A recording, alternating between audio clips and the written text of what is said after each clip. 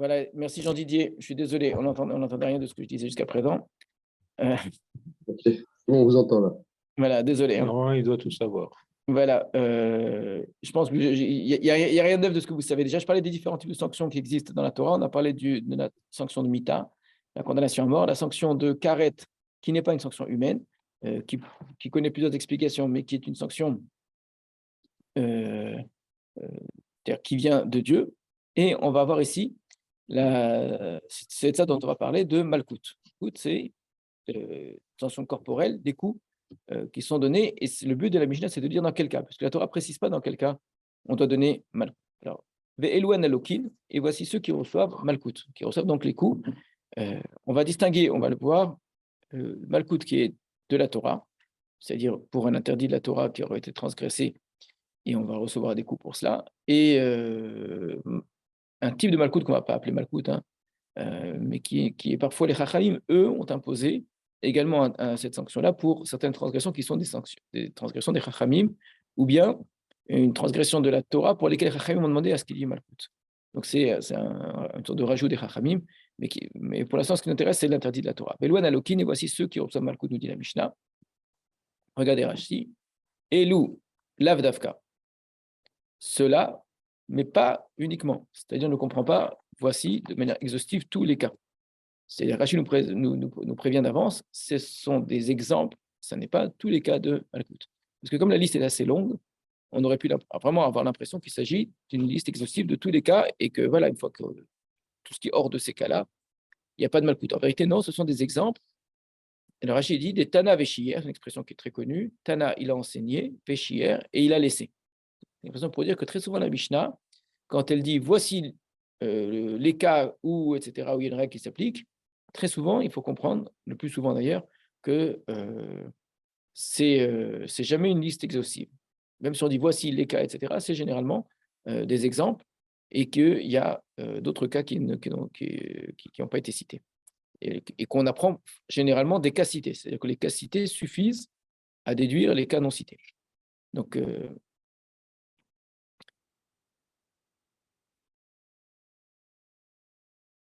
oui. Donc, Tana Veshir, Lokin Tova, et là, Tana Chayve Kritut, Lashmuinan, Diesh Malkut, Bechayve Kritut.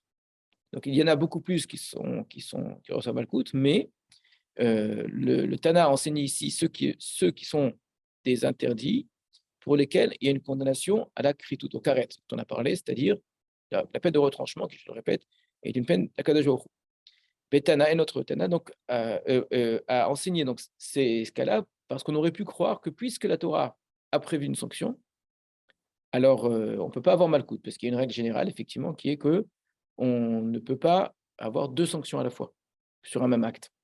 Un même acte ne peut pas être sanctionné deux fois. Donc, puisque quelqu'un reçoit karet, donc il ne peut pas recevoir Malkout. Alors, justement, le Tana vient nous dire, c'est pour ça qu'il va choisir ces cas-là en particulier, pour nous donner des exemples de karet, pour nous dire que dans un cas de karet, on reçoit aussi Malkout. La raison est simple, c'est que karet, on peut très bien l'éviter. On peut faire disparaître le karet. Il suffit de faire tchouva. Quelqu'un qui a transgressé un interdit, s'il a fait teshuva, le karet disparaît. Par contre, quelqu'un qui a fait teshuva, peut-être que c'est quelque chose qui est dans le cœur, on ne va pas lui enlever la condamnation à mort ou les malkoutes. Même s'il dit, je promets, je regrette, je ne recommencerai plus, etc., ça ne change rien. C'est-à-dire, la condamnation humaine est plus sévère, en vérité, que la condamnation divine. Parce qu'avec dans un tribunal, on ne peut plus faire marche arrière. Alors que Dieu peut très bien ne pas appliquer la sanction qui est prévue. Alors, c'est la raison pour laquelle on peut rajouter à karet la sanction de malkout. Et d'habitude, on disait non. Pourquoi juste là, oui? Parce que karet, justement, parce que karet n'est pas une sanction qui s'applique obligatoirement. Il suffit de faire le principe des deux, c'est deux sanctions humaines. tout, sauf pour karet. Voilà, ce sont deux sanctions humaines. Quelqu'un qui est chayav mita, et qu'on a condamné à mort, on peut lui donner des coups avant de le condamner à mort. Ça va même aller plus loin, il y a certaines formes de réparation en d'argent. Il y a des cas où, comme il est chayav karet, le Beddin ne le rend pas chayav. On verra. Il y a des cas, donc comment ça intéresse ici, alors tout ça, on va l'étudier justement. Ce qui nous intéresse ici, c'est de choisir des cas auxquels on n'aurait pas pensé quand on dit malkout. On dit malkout, c'est quand il n'y a aucune autre sanction. On dit non, on va te donner justement des exemples, et c'est par eux qu'on va commencer, qui sont ceux de karet. Comme très souvent, la Mishnah et la Gemara, à l'inverse de ce que nous, on a l'habitude de faire quand on développe un sujet, très souvent, la Mishnah et la Gemara commencent par les exceptions avant de commencer par la règle. Au lieu de dire voilà la règle et les exceptions, ou bien dans ce cas-là, ce n'est pas des exceptions, Et bien voilà la règle. Et même, elle s'applique aussi dans ce cas-là, d'accord? On fait l'inverse. On commence par les choses qui sont inattendues. Donc, d'exception, inattendues, etc. Donc, et la règle, en vérité, habituelle, on la verra après, alors que d'un point de vue logique, tu as comme donné la règle, j'aurais tout compris. On n'a qu'à dire, quelqu'un reçoit le coup dans tous les interdits de la Torah qui sont graves et on va donner une définition, et puis avec ça, on aura tout réglé. Ce n'est pas comme ça que fonctionne la Mishnah. Elle donne des cas, et des cas auxquels, en tout cas, on ne s'attend pas au départ. Voilà. Alors, on va commencer, avant de faire la suite du Rashi, on va regarder justement la Mishnah. Donc, Velouan Alokin, voici ceux qui reçoivent Malkout. Abba Alachoto, celui qui a une relation avec sa sœur, un inceste ici. Ve'alachot Aviv, la sœur de son père, donc sa tante. Ve'alachot Imo, la sœur de sa mère, sa tante de l'autre côté. Ve'alachot Ishto, la sœur de sa femme. Il faut savoir que dans la Torah, il y a un interdit strict, grave, comparable, vous voyez ici, à un inceste, d'avoir une relation avec la sœur de sa femme. Alors, on parle même dans un cas, de divorce. Donc, la seule possibilité, c'est que si sa femme est morte, dans ce cas-là, il y aurait une possibilité de se marier avec la sœur mais normalement, on ne peut pas se marier avec deux sœurs. L'échet arrive, la sœur de son frère. La sœur de son frère, c'est un interdit de la Torah. Maintenant, si son frère est mort, ça devient dans certains cas une mitzvah. À l'inverse, c'est un interdit. Mais dans certains cas, c'est une mitzvah si le frère n'a pas eu d'enfant. Donc, si le frère est mort sans enfant, c'est la loi du hiboum, il y aurait éventuellement une mitzvah de se marier avec la veuve. Val Eshet Achi Aviv est la femme du frère de son père. Là, c'est sa tante par alliance. Donc, tout ça, c'est des interdits clairs de la Torah, qui sont tous passibles de karet, qui ne sont pas passibles de condamnation à mort, par contre.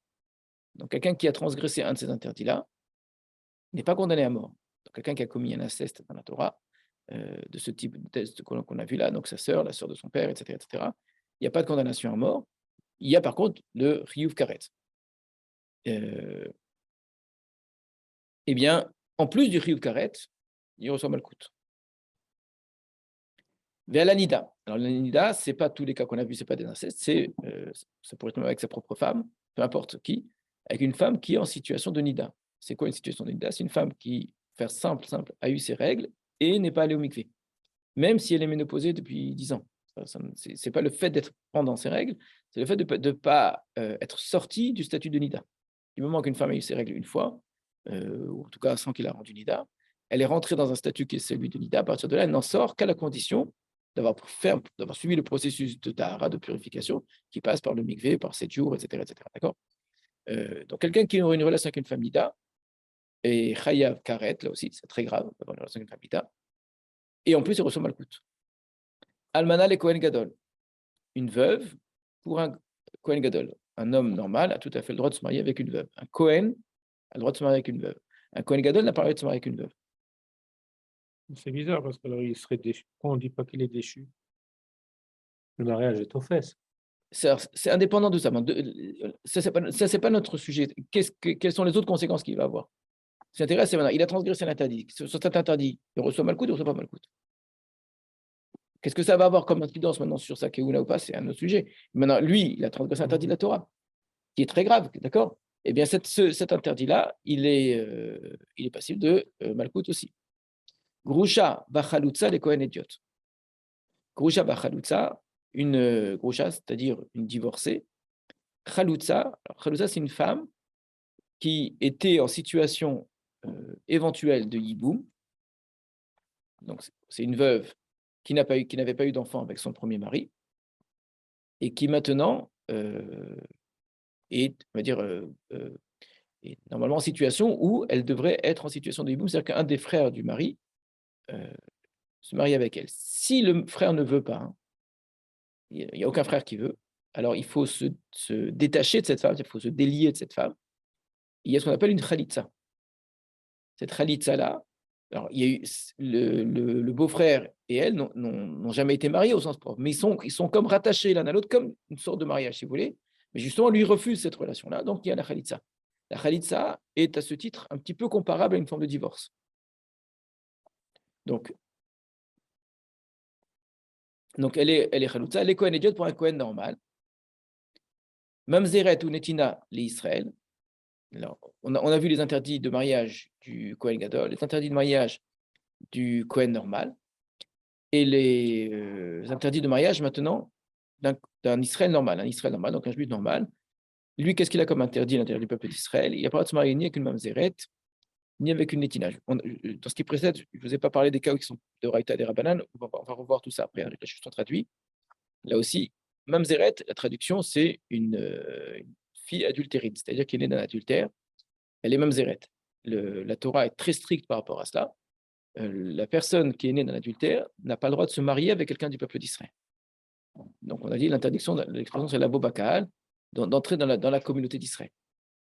Donc, ça rend la situation extrêmement dure, extrêmement grave pour ces gens-là, qui à partir de là, donc, si on sait avec témoignages, etc., qu'une personne est née d'un adultère, elle est interdite de mariage à l'intérieur d'Israël. Netina, c'est quoi? Alors, la Netina, c'est un groupe à l'intérieur du peuple d'Israël qui existait, qui était descendant des Givonim. Les Givonim, ça remonte à il y a très longtemps. C'est l'époque de l'entrée en terre d'Israël, l'époque de Yoshua, la première génération arrivée en Israël. Il y a un groupe de Cananéens qui se sont fait passer pour des gens venant de très loin, parce qu'en réalité, ils voulaient rester dans le pays sans être expulsés du pays.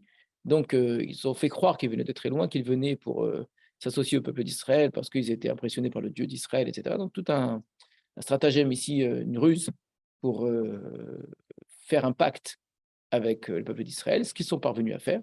Yoshua va donc faire un pacte avec eux, et puis après, il va s'avérer qu'en fait, c'était des Cananéens. Alors, la réaction de Yoshua est intéressante, très intéressante pour moi. C'est vraiment un cas d'école extrêmement intéressant. Dans d'autres situations, dans d'autres civilisations, c'est quelqu'un qui a trompé comme ça une société sur quelque chose de grave. Ben, la sanction, elle est très grave. On extermine ce que va faire Yoshua, c'est qu'il va se sentir obligé par ce pacte, alors même que ce pacte a été scellé sur une base qui est fausse. C'est quand même assez étonnant, c'est-à-dire on leur a fait croire quelque chose de faux, malgré tout, puisqu'il a juré au nom de Dieu, il va se sentir obligé de respecter le pacte avec les Givonim. Et d'ailleurs, c'est ce qui va entraîner la suite, les guerres de conquête d'Israël. Les guerres de conquête vont venir par la suite, puisque les Givonim vont être attaqués par les Cananéens, par les autres Cananéens, et en défendant les Givonim, parce que Yoshua va se sentir obligé de défendre les Givonim, mais finalement, il va conquérir le pays d'Israël. Ça, c'est la manière dont les Givonim sont entrés dans le peuple d'Israël. Maintenant, ça va quand même avoir une incidence très forte, c'est que les Givonim vont être très mal vus pour différentes raisons. D'abord pour la manière dont ils sont entrés, mais également pour leur comportement par la suite. C'est-à-dire, ils vont avoir un comportement assez dur, assez compliqué dans le peuple d'Israël, qui fait que, quand on a parlé, je ne sais pas si vous vous rappelez, de la notion de guerre Toshav, etc., je l'ai dit aujourd'hui, les identités, elles sont clairement définies. On est juif ou on n'est pas juif, etc. On voit très bien qu'à l'époque de la Gemara, à l'époque du Talar, ces choses sont beaucoup plus complexes. On peut avoir des morceaux d'identité, ce qui aujourd'hui paraît difficile. De dire qu'ils n'ont rien d'Israël, c'est faux, parce qu'ils avaient une obligation de respecter les mitzvot, etc. De dire qu'ils sont complètement Israël, c'est faux aussi. D'accord. Donc, de dire qu'ils sont guerre Toshav, c'est faux. Ils sont encore un autre groupe humain. Ça faisait partie de toutes ces identités multiples où c'était tout à fait concevable à l'époque. Ça posait aucun problème conceptuel, ce qui aujourd'hui veut dire très difficile à accepter, qu'on puisse avoir une identité polyforme comme ça. Voilà, il y a quelque chose d'Israël en eux, mais ils ne sont pas Israël. Mais ils ne sont pas non plus pas Israël, d'accord? Voilà, ce sont des Nétinim. Alors, il a été décrété, mais tardivement, pas à l'époque où ils sont entrés, à l'époque de Yoshua, la Gemara dit à l'époque de David Améler, d'interdire les mariages avec les Nétinim. Parce que finalement, avec le temps, c'est plusieurs générations après Yoshua, ce groupe humain-là va vivre avec le peuple d'Israël, va profiter un petit peu d'habiter dans ce pays-là, mais va s'éloigner de plus en plus des pratiques d'Israël. Et même va avoir des pratiques parfois clairement opposées au peuple d'Israël. Mais il y a encore ce pacte de départ qui fait qu'on ne pouvait pas dire clairement, vous êtes redevenus cananéens, on se débarrasse de vous. Comment? Complètement. Un Natin pouvait très bien faire le choix individuel. Là, on parle des Nétinim en tant que groupe social, groupe ethnique, d'accord? un Natin avait tout à fait le droit de devenir Israël. Les interdits d'Abou-Bakal sont Moavi, Ammoni, et un Mitzri ou un Edomi au bout jusqu'à un certain nombre de générations, et c'est tout. Les Nétinim. Donc, nous, on parle ici des gens qui continuaient à se considérer comme Nétinim et à vivre à l'intérieur des Nétinim. C'est évident qu'à force de vivre à l'intérieur d'un autre groupe, il devait y avoir des mélanges, des passages, etc. Et beaucoup de Nétinim ont dû intégrer le peuple d'Israël. Ça paraît évident. Mais il est resté un groupe assez homogène pendant très longtemps et ça va entraîner beaucoup de problèmes. Shaoul va les persécuter, clairement. Va les chercher même probablement les exterminer. Peut-être le terme est fort, en tout cas les persécuter certainement. Et le peuple d'Israël va être puni gravement à l'époque de David parce que Shaoul a persécuté les Nétinim, les Givonim. Donc pour dire à quel point ce pacte il fallait le respecter. Et pourtant ils vont demander vengeance, enfin dans des termes. Dans la halakha, on dira, jusqu'à aujourd'hui c'est vrai dans la halakha, quand quelqu'un veut se marier à l'intérieur du peuple d'Israël, évidemment, il doit faire attention ce qu'on est en train de dire aux interdits de mariage. Alors, évidemment, il ne peut pas marier une ex-sœur, tout ça, c'est évident. Mais il doit faire attention de ne pas se marier avec une mamzeret, donc vérifier qu'une personne n'est pas née d'un adultère. Et il ne doit pas se marier avec des létinim. Maintenant, aujourd'hui, qui est-ce qui est descendant des kivonim? C'est pareil, c'est impossible. Ça fait des millénaires que ça a disparu. Et ce que je vais vous dire là est écrit dans la halakha, c'est quand même assez incroyable, que si on voit une famille qui est très coléreuse, voilà, c'est de famille, pas une personne ou l'autre, très coléreuse, cruelle, sans pitié, avec une sorte comme ça qui n'aime pas les êtres humains, qui fait toujours faire des histoires et des problèmes avec tout le monde, etc. Et de génération en génération, c'est comme ça, d'accord? La dit, méfie-toi que ce ne soit pas des Givonim. Parce que c'est ce qui va définir les Givonim, en fait, d'une certaine façon. Et à l'inverse, ce qui est censé définir Israël, c'est d'être Rahmanim, Baishenim, des gens qui sont avec la pitié, avec de la timidité, de l'humilité, etc. Et qu'un individu n'ait pas ces qualités-là, bon, ça ne fait pas encore de lui un non-juif, mais une famille, un groupe qui cultive une certaine forme de haine d'autrui, de sévérité, de dureté, etc., etc. Il y a quelque chose ici qui laisse supposer qu'en fait, ils ne sont pas d'Israël. Alors, ça ne nous autorise pas à dire qu'ils ne sont pas d'Israël et de dire qu'on ne va pas les compter dans le minyan, etc. Bien sûr que non. Mais si des gens doivent marier sa fille avec des gens, on a le choix de ne pas se marier avec eux. D'accord? Et donc d'éviter de marier avec eux. Alors, ces nétinim-là, c'est un interdit des chachamim. Ce n'est pas un interdit de la Torah, parce qu'il n'existait pas à l'époque de la Torah. Et pourtant, on va dire qu'on reçoit Malkout, on va voir de quel type de Malkout il s'agit, concernant les nétinim. Donc, quelqu'un qui se serait marié, un Israël qui se serait marié avec une mamzeret, ou avec une Netina, ou l'inverse, une bat Israël, une fille d'Israël qui serait mariée avec un Natin ou un Mamzer, reçoivent Malkout également. Almana ou Groucha, une veuve et divorcée, on parle des deux choses en même temps. Donc elle a été d'abord veuve d'un premier mariage, ensuite elle s'est remariée et elle est divorcée du deuxième mariage. Elle est interdite à un Cohen. Et si elle se marie avec un Cohen, le Cohen aura transgressé deux interdits à la fois, même si c'est la même femme. Parce qu'elle est veuve, elle est divorcée. Donc on veut nous l'enseigner justement pour nous dire qu'on peut cumuler, par contre, les malcouillottes. Parce qu'il ne s'agit pas du même interdit. Donc pour un même interdit, je ne peux pas avoir deux sanctions. Mais je peux avoir sur un même acte, par contre, ici, deux transgressions différentes. Et qui va mener de malcoute, en fait. Chayvin Alea, on est chayav à son sujet, Mishum Shne Shemot, à cause de l'expression qui est utilisée, c'est deux noms, NOM, de transgression, de titre, si vous voulez, de transgression. Ensuite, Groucha ve Chaloutza, si c'est une Groucha et une Chaloutza, une divorcée et une femme, on l'a dit, Chaloutza, je répète, c'est celle qui aurait pu avoir le Yiboum, parce que son mari est mort sans enfant et qu'au lieu du Yiboum, on s'est séparé d'elle par la Khalitza. Et no Chayav et la Bishum Achad Bilvad, on ne reçoit qu'une seule fois. Voilà. On va s'arrêter là pour l'instant. Tout ça, on n'a rien expliqué pour l'instant.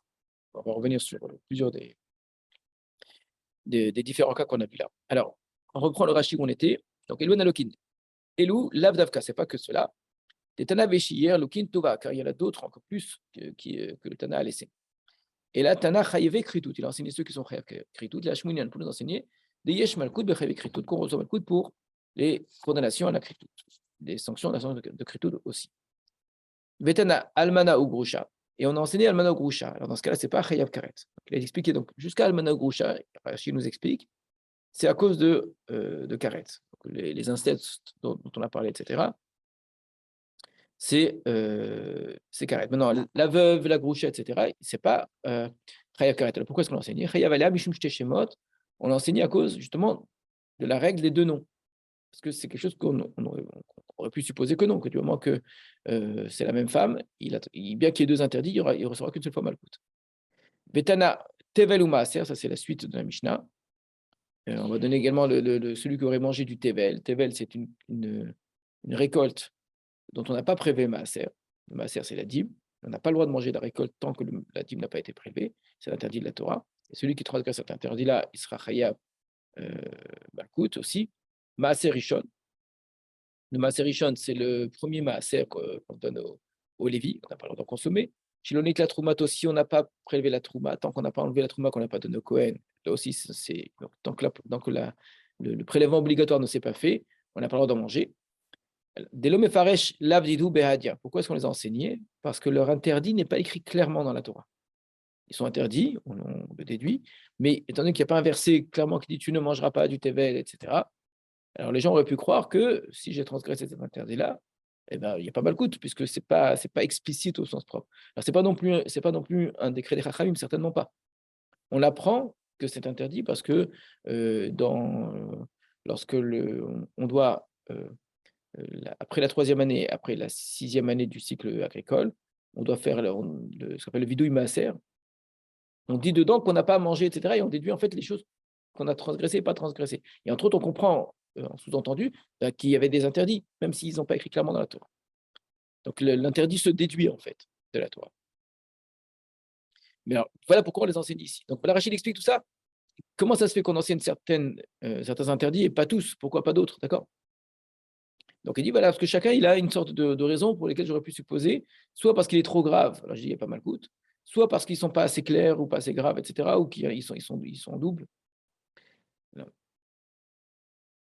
Malkout dit, Mishum Mechusare Pteya, Vechen Beruban et Davar Chadash. Donc toutes ces choses-là, puisqu'on ça n'a pas été racheté dans le cas du Maaser Sheni, le Maaser Sheni, il faut racheter on étudiera le Maaser, dans certains cas, et que ça n'a pas été fait, que quelqu'un a mangé alors que ça n'a pas été fait. Là aussi, c'est des choses qui ne sont pas évidentes. Et la plupart, Rachid dit, c'est-à-dire qu'il y en a peut-être un ou deux qui ne sont effectivement pas dans ce cas-là, Yesh Davar Chadash, il y a une sorte de nouveauté. Il y a quelque chose qui n'est pas évident. Alors, Netina, c'est qui la Netina? Rashi explique, Min Hagivonim Hi. C'est une descendante des Givonim, ce que je vous expliquais. Malkout, et pourquoi est-ce qu'on dit Malkout? Alors, l'opinion de Rashi, les commentateurs ne sont pas tous d'accord là-dessus. Mishum Lotitraten Bam. C'est qu'il y a un interdit de la Torah d'avoir de la Netina. Alors, je vous ai dit, mais pour la Torah, les Netinim n'existaient pas. Mais justement, d'après Rashi, les Netinim sont des Cananéens, en fait. Ce sont des Cananéens. Donc, d'après Rashi, le fait qu'ils soient devenus Givonim et qu'ils aient fait un pacte avec Israël n'a rien enlevé à leur statut de Cananéens. Et donc, puisqu'ils se sont des Cananéens, il y a un interdit de la Torah de se marier avec les Cananéens, il y a écrit Lotitraten Bam. Donc, ça reste le cas.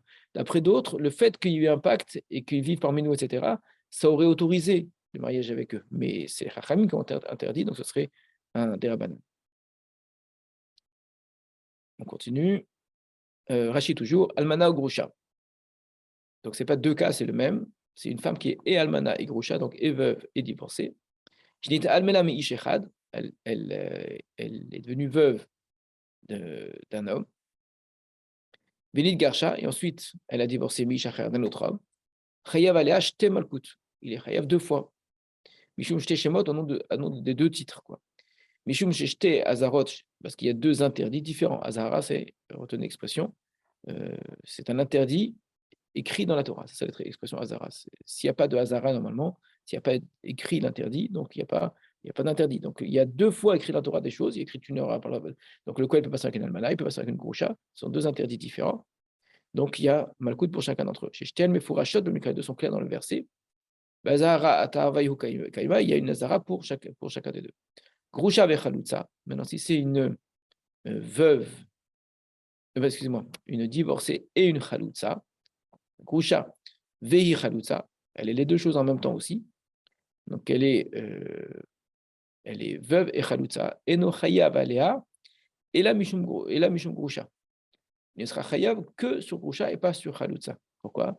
Chez chalutza, ena ktuva et la miribouya. Car la chalutza, je ne la prends que par ribouya, c'est-à-dire le fait qu'on ait déduit du verset quelque chose en plus qui n'est pas écrit. C'est-à-dire que ce n'est pas écrit explicitement. Voilà, exactement. Et c'est pas une Hazara. voilà. Donc, il n'y a pas très bien par rapport au Rashi précédent, vous avez bien compris, c'est que Rashi avait insisté sur le fait qu'il faut qu'il y ait une Hazara, il faut qu'il y ait un interdit clair dans la Torah. Alors pourquoi la Khalitsa, on se chayav quand même? Khalitsa seule. Alors, Il n'y a pas d'Hazara. justement, très bien. Pourquoi la Khalitsa seule? D'après ça, ce sera en vérité un des Rabbanan. Ce sera Malkout des Rabbanan ici. Donc, elle a mirouillé donc en Maïtinan. Là, Netanya, Bekidushin, quand l'enseigne de Kidushin, Grusha, Eni et la Grusha, Khalutza Minaïn, Talmud Lomar Veisha. Donc, il dit, où est-ce qu'on voit ça, que la Khalitsa, c'est Ribouya? C'est que Grusha, la Gemara en dit, c'est clair, Khalitsa d'où j'apprends, parce qu'il écrit Veisha, et une femme. On rajoute quelque chose qui est sous-entendu. C'est quoi ce et? C'est celle qui ressemble un petit peu à la divorcée. Qui est-ce qui ressemble à la divorcée qui n'est pas divorcée? C'est la Khalitsa. En quoi ça ressemble à la divorcée? Parce qu'elle était liée à un homme, et quelque chose qui l'a rattaché à un homme, qui la rendait interdite à tout autre homme. Donc ça ressemble à un mariage, parce qu'à cause de ça, elle peut se marier avec aucun autre homme. Mais elle n'était pas non plus mariée avec lui. Donc ça ressemble, cet acte qui la libère, ressemble à une sorte de divorce. Mais en même temps, ce n'est pas vraiment le cas de la divorcée. Donc dans ce cas-là, effectivement, elle est. On ne va pas lui donner une deuxième fois malcoute pour elle. On reprend la Mishnah. Donc on a eu les Chayiv Kritout. On a eu ensuite des cas de mariage qui ne sont pas Chayiv Kritout, mais pour lesquels il faut un petit peu justifier pour laquelle il y a malcoute. Ensuite, Hatame She'achal et Hakodesh. Quelqu'un qui est en situation d'impureté, qui a mangé du Kodesh. C'est quoi le Kodesh? C'est tout ce qui est consacré au Beth Amikdash. Essentiellement, c'est des corbanotes. Parfois, on a une obligation, c'est une mitzvah de manger du Kodesh, d'accord? Ce n'est pas interdit d'en manger. Par contre, il y a une condition obligatoire pour pouvoir en manger, c'est d'être tahor. Donc quelqu'un qui veut manger des shlamim, donc c'est des sacrifices offerts, et dont on mange une partie des sacrifices, c'est une mitzvah, le korban pessar, c'est une mitzvah. Il y a plusieurs choses qui sont mitzvah, donc ce n'est pas interdit d'en manger. Mais par contre, ce qui est obligatoire, c'est d'être tahor. Quelqu'un qui est tamé et qui a mangé du Kodesh a transgressé donc l'interdit de manger en situation de touma des choses sacrées. Donc lui aussi, il reçoit malkout. Ce qui ne veut pas dire qu'il n'a pas d'autres choses aussi peut-être à réparer, mais malkout, il reçoit. Nous, ce qui nous intéresse, c'est ça. Ve'abal amigdash tamé.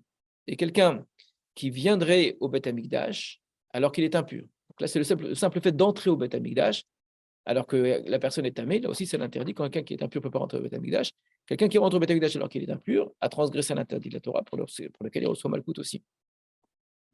Ve'ochel chelev vadam ve'notar ou pigoul vetamé. Donc celui qui mange du premier cas chelev ou dam.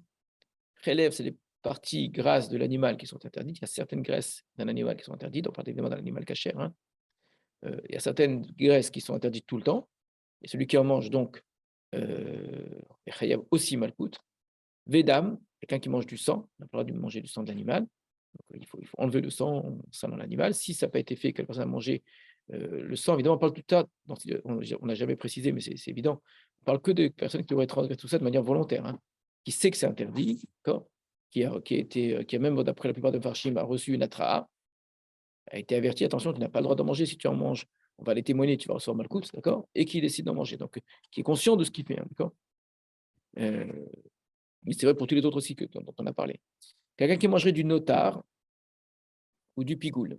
Alors, notar, c'est ce qui reste d'un sacrifice après le temps de consommation. Il y a un temps maximum pour manger d'un korban. En général, pour korban Pessah, par exemple, c'est jusqu'au matin. Donc, on fait le sacrifice le 14, on mange à partir de la nuit, et on a jusqu'à toute la nuit pour manger. Il faut essayer de terminer le korban. Normalement, parce que ce n'est pas bien de laisser du notar.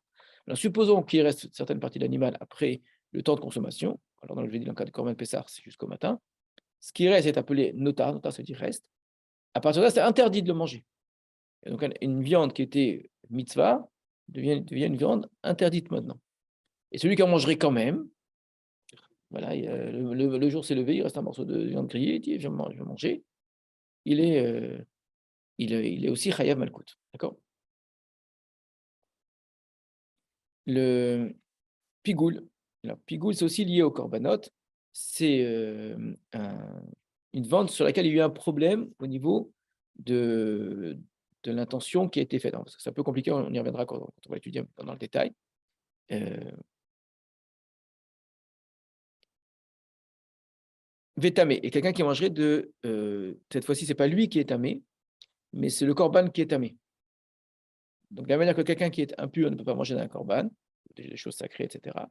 Si pour une raison ou une autre, la viande qui était sacrée est devenue tamée, elle a été rendue impure, on n'a plus le droit non plus d'en consommer. Donc soi-même, il faut être tahor, il faut que la chose soit tahor. Et quelqu'un qui en a mangé quand même, il est chayav malkout. Alors, ve'ashochet, ou ma'ale bachutz. Oui. Donc, là, on parle d'un quelqu'un qui ferait la shrita, c'est-à-dire le fait d'égorger un animal en dehors de l'endroit qui est permis dans ce qu'on appelle shrita trutz, en dehors du Beth Amikdash. Donc, on n'a pas le droit de sacrifier un animal, égorger simplement l'animal en dehors de l'endroit du Beth Amikdash. Donc, quelqu'un qui, voilà, ici, décide, voilà, je fais un endroit, je fais une shrita, c'est shrita trutz. Là aussi, on reçoit malkout pour ce cas-là. Petit instant.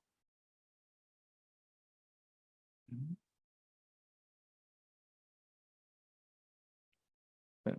Le malais, c'est celui c'est le mot ola, qui monte même après la shrita, normalement, on monte l'animal sur un misbéar, donc il fait le même acte, mais en dehors du Beth Amikdash, c'est comme la shrita. Le ochel chametz bepessar, celui qui mange du chametz à Pessar, donc il a transgressé un interdit pour lequel on est aussi chayav karet, il est aussi chayav malkout. Ochel ve'oseh melacha b'yom kippourim, celui qui mangerait ou qui ferait un travail qui est interdit Shabbat, la même chose est interdit Yom Kippour. Donc si le jour de Yom Kippour, soit il mange, soit il travaille, donc il allume un feu, il laboure, ce que vous voulez, etc. À Yom Kippour, il est chayav malkout. Shabbat, c'est pas la même chose. Pour Yom Kippour, c'est malkout. Donc c'est moins grave Kippour que Shabbat. C'est marrant, les gens imaginent toujours l'inverse. Le jour le plus important de l'année, c'est pas Kippour, c'est Shabbat. Au niveau je veux dire, on juge la gravité en fonction des sanctions. Les sanctions du Shabbat sont plus graves que le reste. Vamefatem et hashemen, vamefatem et aketoret. Celui qui va imiter la fabrication de l'huile qui va servir euh, au Beth Amikdash, ou l'huile, ou bien la kétoret, l'encens. Donc il y avait une huile d'onction qui était au Beth Amikdash. Il y a un interdit de soindre de cette huile-là pour un usage qui n'est pas prévu pour le Beth Amikdash, d'accord? Ça, on va le voir juste après. Mais il y a même l'interdit tout simplement d'en fabriquer, si ce n'est pas pour le Beth Amikdash. Donc, quelqu'un qui fabriquait la même huile ou la kétorette, donc quelqu'un aujourd'hui qui voudrait refabriquer la kétorette, qui aurait je sais pas, la composition exacte et la manière de fabriquer et qui le reproduirait pour son usage personnel, c'est interdit d'après la Torah. On n'a pas le droit de fabriquer la kétorette. Donc, c'était l'encens qui était brûlé au Beth Amikdash et l'huile, on a dit, c'est qui servait à l'onction. De la même manière, celui qui va soindre de cette huile d'onction, c'est une huile tout à fait particulière dans laquelle on mélangeait certains parfums. Bien, ochel nevelot ou trefot, celui qui mangerait, alors ça, de tout ce qu'on a vu aujourd'hui, vous avez, il n'y a pas tellement de choses qui sont très courantes. Hein. Tout ce qui touche au Beth Amikdash, ça ne s'applique plus aujourd'hui. Les cas de mariage d'un Kohen avec une koucha chalutza, ça arrive, évidemment, ça c'est des questions qui peuvent se poser, mais ce n'est pas non plus extrêmement courant. Yom Kippour, oui, ça c'est des choses évidemment qui nous touchent tous. Mais là maintenant, au jour le jour, ochel nevelot ou trefot, celui qui mangerait des animaux interdits, des animaux, pardon, nevelot, c'est pas interdit, je me suis mal expliqué, des animaux mal abattus, donc un animal, une vache, hein, c'est caché une vache, mais qui aurait été abattu autrement que par la shrita, ça s'appelle une nevela. Ou qu'il y a un mot. Non, ça c'est la tréfa. La différence entre nevela et tréfa.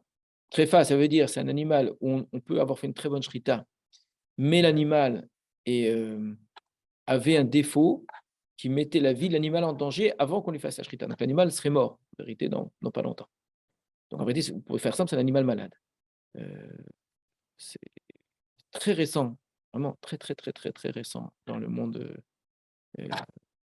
vétérinaire aujourd'hui d'interdire des animaux malades et de faire des vérifications poussées, alors que dans la halakha, c'est extrêmement ancien, je crois que c'est depuis l'origine, qu'une fois qu'on a abattu l'animal, on vérifiait la santé de l'animal. Parce qu'un animal dont la santé était faible, et donc il y a plusieurs façons de voir. Enfin, aujourd'hui, c'est essentiellement les poumons, etc. euh, parce que le reste, ça se voit tout de suite, a priori. Ce qui ne se voit pas, un animal, a priori, qui est pas en très bonne santé, je vérifie les poumons. Si je trouve un petit trou dans les poumons, c'est les cas aujourd'hui les plus courants. C'est ce qu'on appelle tréfa. Et celui qui en a mangé a transgressé l'interdit de la Torah. Donc, soit l'animal n'a pas été abattu comme il faut, soit on a tué un animal qui est taref. Taref qui veut dire, normalement, taref, ça veut dire déchiqueté. Donc, cachère. Le mot taref a pris un sens très général pour dire non cachir. Le mot exact du mot taref, ça veut dire quelque chose qui a été déchiqueté, un animal qui aurait été déchiqueté par un autre animal, et donc il me reste un morceau de viande. Ce serait ça le sens du mot tréfa à l'origine. Donc, c'est quoi l'idée? C'est un animal qui, encore une fois, serait mort rapidement s'il n'y avait pas eu la shrita. Donc, la shrita, j'ai tué un animal en voie de mort. Voilà, c'est un petit peu ça. Et c'est interdit d'après la Torah d'en manger. Donc, soit la nevela, soit la tréfa. Donc, aujourd'hui, quand vous achetez de la viande cachère, c'est ça qu'on vérifie. Que la shrita, elle s'est bien faite et que l'animal n'était pas taref, n'était pas en situation d'être malade. Et qu'ensuite, il faut enlever le sang, etc. etc. Shkatsim ou remassim, c'est tous les rampants, les insectes, etc., qui sont interdits.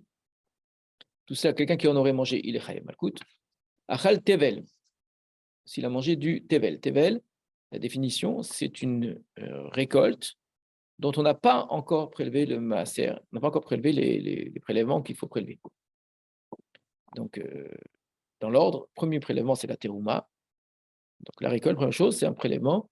La Torah ne donne pas de mesure de la terouma. Les Chachamim ont estimé à environ 1/40, on peut donner un peu plus, un peu moins, d'accord, qu'on donne au Kohen. Une fois qu'on a donné au Kohen, on doit donner le maaser, premier maaser qu'on donne au Lévi. Ça, les deux prélèvements-là se font toutes les années de récolte, c'est-à-dire toutes les 6 années de récolte. La 7e année, on ne travaille pas la terre, donc il n'y a pas de prélèvement. Et donc, on a dit quelqu'un qui mange du tevel, donc de la récolte non prélevée. Maaser Rishon, quelqu'un qui mange du Maaser Rishon, donc le premier Maaser, on parle d'un Lévi qui a reçu le Maaser Rishon lui-même, doit prélever dessus une terouma qu'il a donnée au Kohen. Mais si on n'a pas prélevé la trouma, le Lévi n'a pas le droit de manger de ce Maaser Rishon. Ou Maaser Sheni, là c'est pour tout Israël. Le Maaser Sheni, c'est le deuxième Maaser.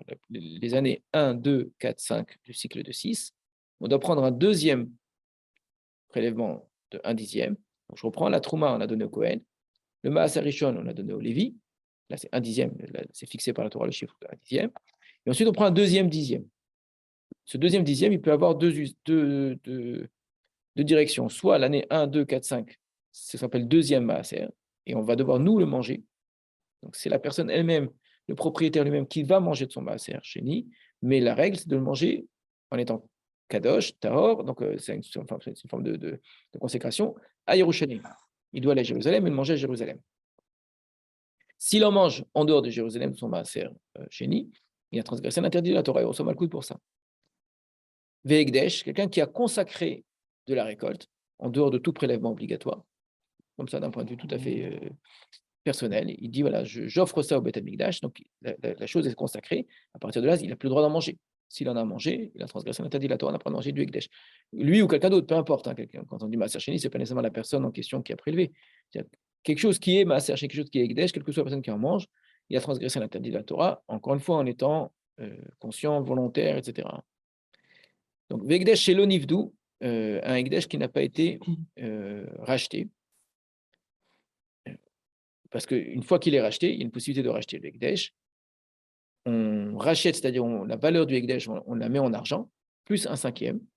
Et c'était très pratique et très utile parce qu'évidemment, les gens n'ont pas nécessairement envie de manger des centaines ou des milliers de kilos de raisins qui font 1/10 de leur récolte. On ne peut pas manger que ça. Qu'est-ce que faisaient les gens, la plupart des gens, quand ils avaient en grande quantité un produit, ils rachetaient contre de l'argent. Donc à partir de là, ils enlevaient la sainteté des aliments. Les aliments ensuite pouvaient être vendus dans le commerce normalement. Et l'argent, plus 1/5, la valeur de ce qu'ils ont acheté plus 1/5, ils l'amenaient à Jérusalem. Et quand les gens arrivaient à Jérusalem, ils arrivaient surtout en fait avec de l'argent de Ekdesh, de l'argent de Maaser Sheni. Et c'est que cet argent de Maaser Sheni, ils achetaient à Jérusalem de la nourriture qu'ils étaient obligés de consommer sur place. Alors, comme c'est beaucoup, en fait, généralement, quand on a un petit jardin, évidemment, c'est pas grand-chose, mais quand on est un grand récoltant, on se retrouve avec 1/10 de la récolte de l'année, c'est des sommes considérables. Il ne va pas passer 3 ans à Jérusalem. Donc, en une semaine qu'il va passer à Jérusalem, il devra tout consommer. Comment est-ce qu'il fait? Très simple. Ben, il invite plein de monde. En fait, ça servait à inviter énormément de monde. Qui on invitait? Les Lévi'im, les pauvres, les étrangers, ceux qui n'étaient pas du peuple d'Israël, qui venaient, qui eux, généralement n'avaient pas de terre. Donc, donc Jérusalem était un lieu on appelle ça les festifs, quoi. Il y avait tout le temps des repas, avec des tables ouvertes, tout le temps, tout le temps, tout le temps, parce que les gens arrivaient avec l'argent de Maaser Sheni. Alors, surtout pendant les fêtes, parce que c'était le moment où les gens arrivaient à ce moment-là, ils avaient de la. Et donc, il y avait. C'est intéressant parce que quand vous avez certainement entendu parler de cette histoire des marchands du temple, hein, dans les évangiles où il vient. Les gens ne comprennent pas, c'est comme ils croient que c'est les vendeurs de gris-gris et de souvenirs. C'était peut-être ça aussi, hein, d'accord. En fait, les marchands du temple, c'est ça essentiellement. C'est des gens, il y avait à côté du temple énormément de gens qui faisaient soit des échanges d'argent, c'est des changeurs, il y a beaucoup de changeurs, soit effectivement, c'était des gens qui étaient là pour vendre les animaux qui allaient servir au korbanot, ou bien essentiellement, les gens arrivaient avec leur maaser sheni. Il fallait faire très attention parce que l'argent de Hekdesh, on ne peut pas faire n'importe quoi avec. On ne peut pas mélanger l'argent, etc. Donc il y avait à côté du temple, effectivement, tout un, on appelle ça un monde, un vrai monde économique très, très, très, très, très développé. Le temple était associé à une économie entière euh, de Jérusalem qui tournait autour du temple. C'est vrai, c'était vrai toute l'année, donc c'est extrêmement important ça. Alors, évidemment, dans des situations pareilles, il peut y avoir des abus, il peut y avoir toutes sortes de choses, etc. Mais c'est pas, il faut bien entendre, c'est presque un élément du temple en fait. Parce que c'est comme ça qu'on vit avec le Beth Amikdash.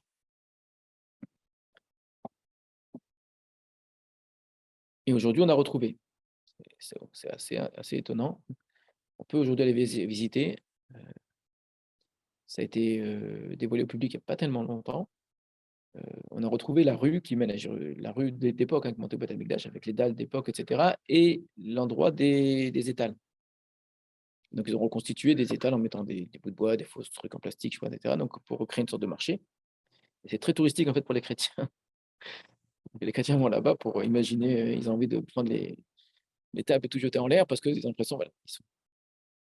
Mais c'est quelque chose jusqu'à aujourd'hui où on voit qu'effectivement, les rues de Jérusalem, la rue elle-même, la disposition des rues, la manière dont elles étaient fabriquées, construites, etc., tournaient autour du Beth Amikdash entièrement, du temple, et de toute l'économie qui tourne autour du temple. En tout cas, tout ça pour dire que quelqu'un qui aurait mangé Maaser Sheni qui n'a pas été racheté est Chayav Malkout. Le Hekdesh, la même chose, quelque chose qui a été consacré. Quelqu'un pouvait consacrer quelque chose et le racheter une fois qu'il avait consacré. La même chose en rajoutant un cinquième. Combien faut-il avoir mangé pour être Chayav? Non, on fait une petite pause dans la Mishnah. Jusqu'à présent, on a fait une liste d'interdits, de transgressions pour lesquelles on est Chayav Malkout. Maintenant, on dit oui, non, très bien. Quelqu'un qui a mangé du Tevel, il est Chayav. Combien faut-il en avoir mangé pour être Chayav? Quelqu'un qui a mangé 1 grain de blé de Tevel. On n'a pas prélevé. Il a pris 1 grain. Est-ce qu'il est Chayav Malkout pour 1 grain de blé? Bien, il faut avoir mangé au sens, fait un repas, quoi. Rabbi Shimon Omer, Kol Shehu. Même un tout petit peu. C'est-à-dire, l'interdit existe dès qu'on aura goûté avalé, plus exactement, la moindre proportion de Tevel. Rachamim Ombrim, Kazaït. Rachamim vont dire ici, comme pour beaucoup d'autres choses d'ailleurs, qu'il y a des mesures minimum avant de soit faire une mitzvah, soit transgresser un interdit.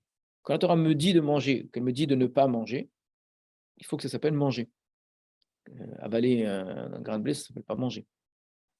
Ça s'appelle mâchouiller, ça s'appelle goûter, je sais pas, etc. Mais quand la Torah dit tu mangeras de la matzah, quelqu'un qui dit je mangeais un minuscule bout de matzah, il n'a pas mangé de la matzah le soir de Pessah, d'accord? Donc, la Torah dit, donc, Yom Kippour, on n'a pas le droit de manger. Quelqu'un qui a mangé un tout petit bout, d'après la Torah, j'insiste, il n'a pas transgressé l'interdit de Yom Kippour, d'accord? C'est interdit, évidemment, mais ce n'est pas le Chiyuv Karet dans ce cas-là. Donc, ici, la même chose. Pour le tevel, est-ce que c'est la même règle en général? Les Chachamim disent oui, il faut avoir mangé, au sens de manger un kazaït. Kazaït, la traduction littérale, c'est comme le volume d'une olive. Amar len Rabbi Shimon. Rabbi Shimon dit aux Chachamim, I atem modim li, est-ce que vous n'êtes pas d'accord avec moi? Beochel nemala, quelqu'un qui mange une fourmi, c'est la taille d'un grain de blé, d'accord? Donc ça fait partie des shkatsim ou ramassim, là, des insectes et des rampants, etc., qui sont interdits dans la Torah. Quelqu'un qui mange une fourmi, kol shehu un tout petit peu, shehu chayav, qui sera chayav. Donc vous êtes d'accord avec moi qui sera chayav? Amroulo, ils lui ont dit, donc ils sont d'accord évidemment, c'est vrai. Il pene shei kevriyata. Voilà, parce que c'est une bria. Bria, c'est-à-dire c'est une créature en tant que telle. Donc il a mangé quelque chose qui s'appelle une fourmi. Et donc la définition de l'interdit est liée à la définition de, de l'aliment ici interdit, l'aliment qui est consommé. Alors que quand on t'interdit de manger du tevel, t'interdit de manger quelque chose qui s'appelle une récolte tevel. Donc, la définition, ça va être la définition de la consommation. Qu'est-ce qui s'appelle manger? Et malgré tout, Rabbi Shimon va essayer de répondre. Amarlen, Afrita Achat, Kivriyata. Un grain de blé, c'est aussi une bria, c'est une créature. Donc voilà, tu vois, c'était la Torah, le blé, il n'apparaît pas avec le volume d'une olive. Donc pour le blé, tu diras dès que quelqu'un mange un grain de blé, ça s'appelle déjà quelque chose. Les Chachamim ne sont pas d'accord avec ça. Pourquoi ne sont-ils pas d'accord avec ça, les Chachamim? Parce qu'eux considèrent que la notion de bria s'applique à des êtres vivants. C'est intéressant pourquoi c'est comme ça. En tout cas, une entité végétale, c'est pas un grain de blé. Bien qu'on dise, voilà, tu vois bien que c'est quelque chose. Ça s'appelle pas l'entité. Il n'y a pas une mesure comme ça. Pour un être vivant, une créature, c'est du moment qu'elle est, autonome, elle vit par elle-même et qu'elle n'appartient pas à un autre corps. Voilà. Donc c'est un corps. Donc c'est vrai que pour une émala, c'est interdit, parce que manger une fourmi, c'est manger quelque chose qui s'appelle une fourmi. Manger un grain de blé, ça s'appelle goûter quelque chose de la récolte, c'est pas manger c'est pas manger de la récolte en tant que tel. Alors évidemment, tout ça, ce sont des définitions pour lesquelles il faudra entrer dans plus de détails. Voilà, on va s'arrêter là pour la Mishnah. On n'a pas fait tous les rachis, on fera peut-être la fois prochaine. Tu peux faire juste l'avant-dernier, là, le long? Voilà. Ekdesh chez le Nifta. C'est une ligne que j'ai pas compris.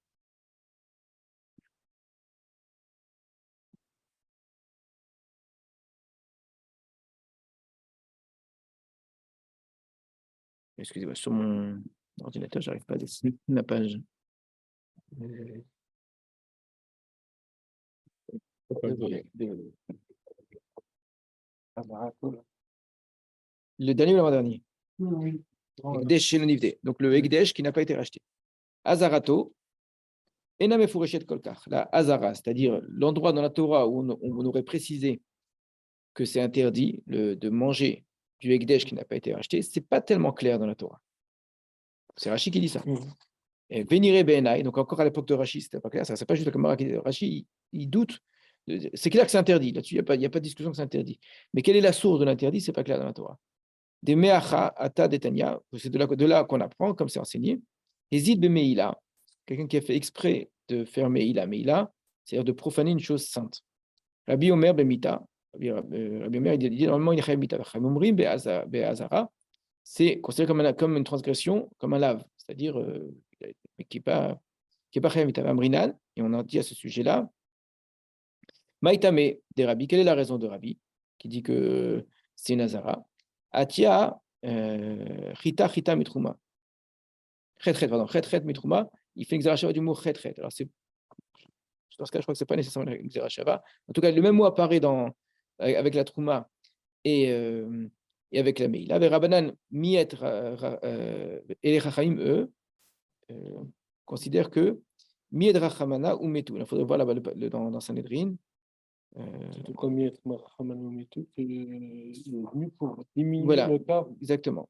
Velo Bemeila Mimita.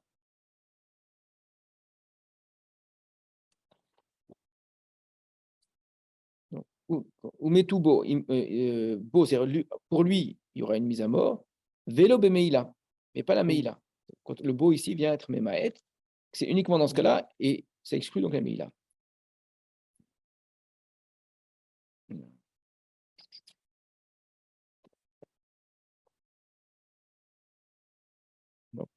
des Maate ou Xera Shava, que des Kaima, Kaima, Viel Finan Azara des Meila, mais Azara des Trouma, Tirtiva, Vechol Zar le Yuchal Kodesh. Voilà, c'est qu'à partir de là, donc là pour l'instant, il n'a pas parlé encore du Kodesh, il a parlé de la notion de donc cette Meila-là, je la prends de la Azara d'interdit de Trouma, de la Trouma elle-même que je n'ai pas le droit de manger. Tirtiva, Vechol Zar le Yuchal Kodesh. Tout Zar n'a pas le droit de manger du Kodesh, là on parle de la Trouma. Et c'est de là qu'il a. Voilà, mais de ce le Yochal Kodesh, on a généralisé que le Kodesh en question, ce n'est pas que la Trouma, c'est aussi le Ekdesh. Mais Rav al-Chod Meila, lambda mitrouma. D'ailleurs, la plupart des halachot de Meila, quelqu'un qui aurait profané le Ekdesh, on les apprend de la Trouma. Le Torah de Kohanim, Bexera Shavazou, par cette Bexera Shavala. Donc Rashi, c'est lui qui dit d'où j'apprends l'interdiction de Meila du Ekdesh. Je les apprends en vérité du din de Trouma. Ouais, de Trouma. Voilà. Merci. À bientôt. Merci. Parfait.